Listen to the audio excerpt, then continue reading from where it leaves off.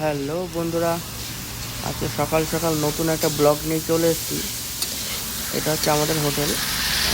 আমাদের হোটেলে আজকে ছোট আলু দিয়ে সয়াবিনের তরকারি রান্না করা হচ্ছে। দেখো, আলু কষাচ্ছি, বাট পরে সয়াবিনটা ভেজে দেব। তো দেখতে থাকো, আজকে রেসিপিটা খুব মজাদার হবে। এটা আমাদের খাওয়ার জন্য। এটা তো এদিকে হচ্ছে বড় তেলাপিয়া মাছ, এদিকে ডাল, এদিকে ভাত গরম গরম। তো এটা হচ্ছে আমাদের হোটেল। তো দেখতে থাকো, তো টোটালটা আমাদের হোটেল। তো এটা আমাদের খাওয়ার জন্য হচ্ছে মেনলি।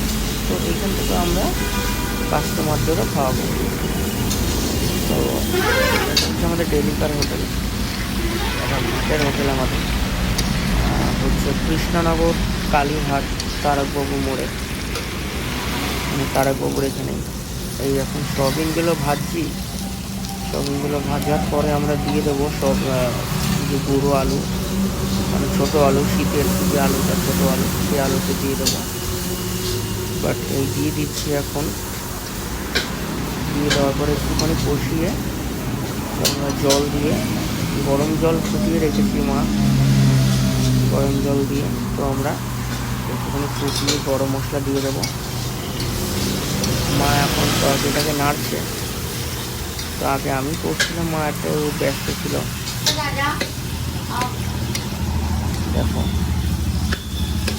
কষাচ্ছি, একটু পরে জল দেবো।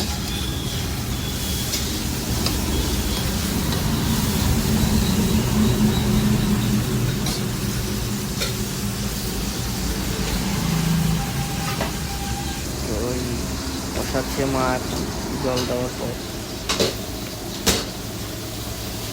শীতের মধ্যে ছোট আলু দিয়ে তরকারি, মানে সেই স্বাদ, মানে খুব সুন্দর একটা খাবার।